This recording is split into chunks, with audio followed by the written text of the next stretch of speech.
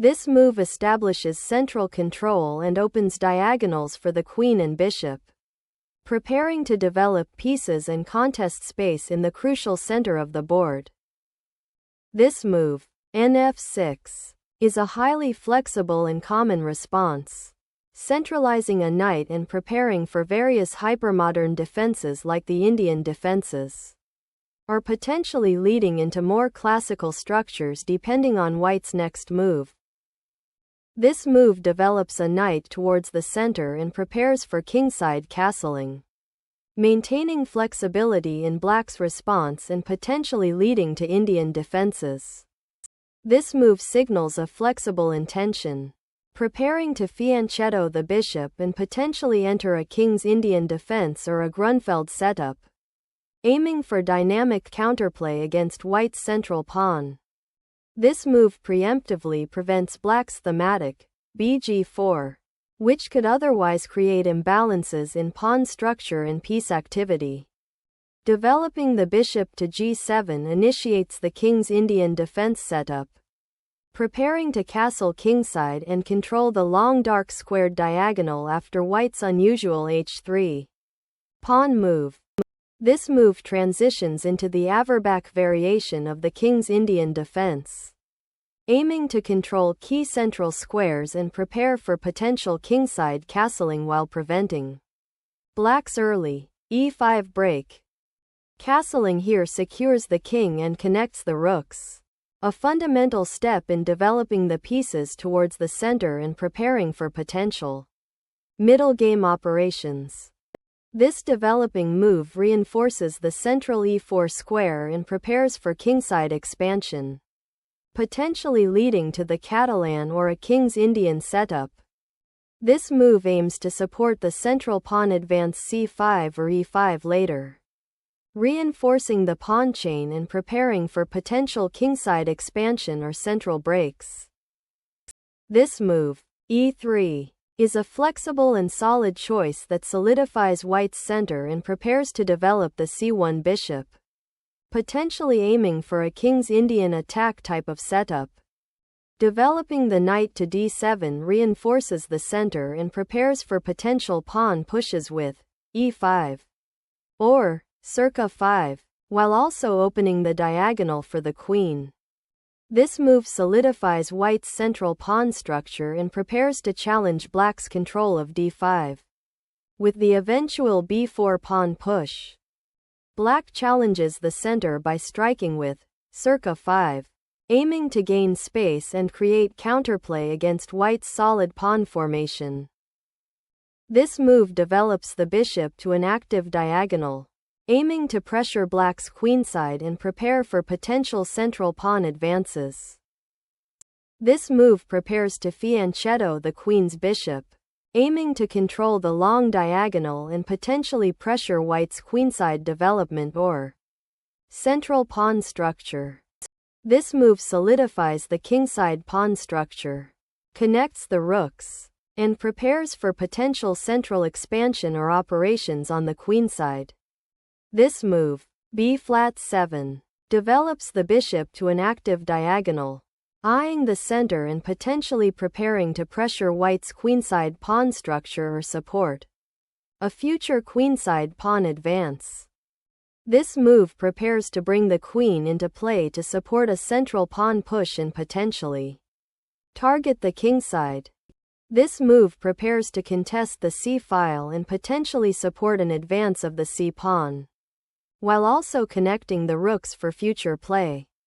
This move activates the bishop to a more dynamic diagonal, potentially supporting a kingside attack or preparing to exchange on g7 if black opts for e5. This move prepares to transfer the rook to the e-file, aiming to contest control of the open file and potentially support a central pawn push or pressure white's kingside. This move boldly seizes central space, aiming to unbalance black's solid setup and create potential attacking opportunities by opening lines for white's pieces.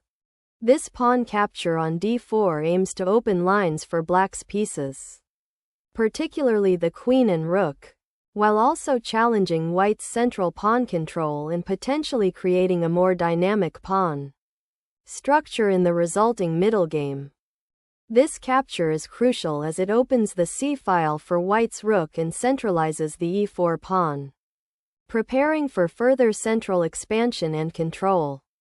This move initiates a thematic pawn break in the center, challenging white's central pawn presence and opening lines for black's pieces, particularly the bishop on b7.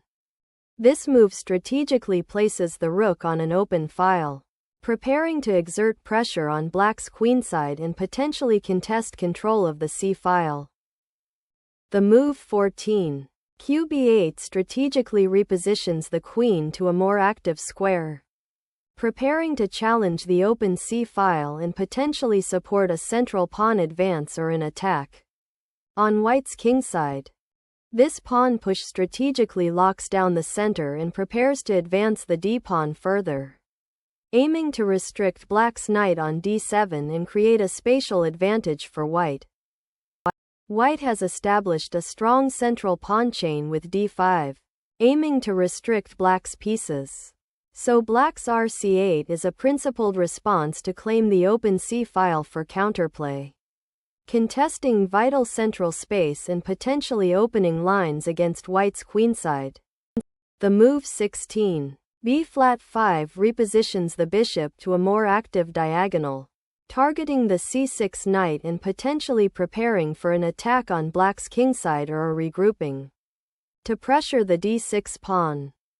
The exchange on c1 simplifies the position and opens the c-file for white's rook, immediately challenging black's control over the strategically important open file.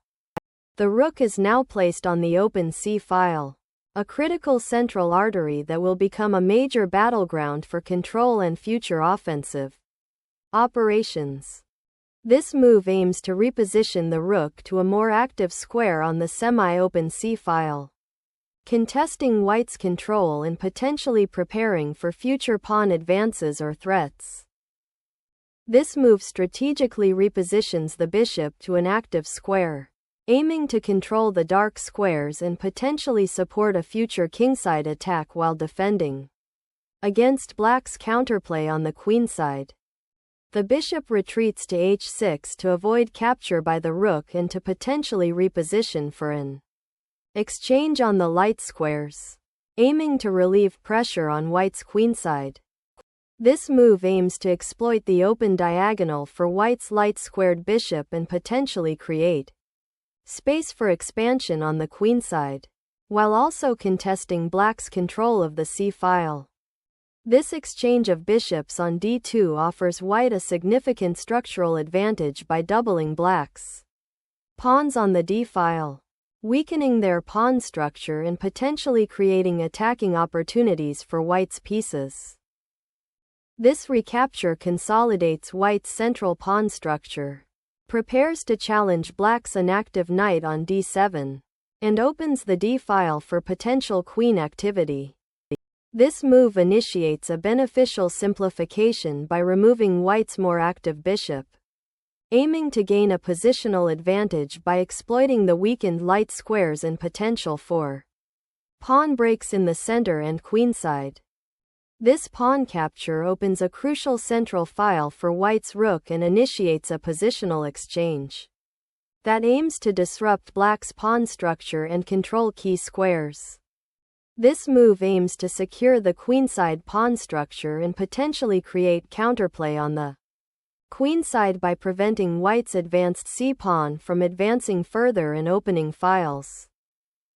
This knight maneuver repositions the knight to a strong outpost on b3, reinforcing the queenside pawn structure and preparing to potentially exert pressure along the b-file or support a queenside expansion. The knight repositions to f8 to prepare for a potential kingside maneuver, aiming to re-enter the game on g6 or h7 to bolster the defense or support an attack, while also freeing the e7 square for other pieces. This move repositions the queen to a more active square, aiming to support a potential kingside pawn advance and to better contest the light squares. The knight repositions to e6, supporting the pawn on d5 and preparing to potentially advance to g5, aiming to contest white's control over the kingside. This move is a prophylactic king repositioning, clearing the d-file for potential rook activity and preparing to defend the kingside after black's energetic knight maneuver to e6. This move repositions the queen to a more active square, eyeing the weak c3 pawn and preparing for potential queenside counterplay along the now open b-file. This move repositions the knight to a more active square, aiming to support a potential kingside advance or pressure black's queenside structure. This move activates the queen to a central square, eyeing white's advanced pawn on d5 and potentially creating threats against the king or pieces on the kingside. The exchange of queens simplifies the position, aiming to exploit white's pawn majority on the queenside and pressure black's underdeveloped pieces. This capture simplifies the position, opening lines for white's rook on the c-file and potentially creating a passed pawn on the d-file. After d6 advances, this move solidifies white's pawn structure, creating a safe space for the king and preparing to potentially advance the kingside pawns later in the middle game. The rook is repositioned to the 7th rank to contest the open file and potentially create threats against white's king. This move reroutes the bishop to a more active square, aiming to support the central pawn push with f4 and potentially redeploy to the kingside if the opportunity arises.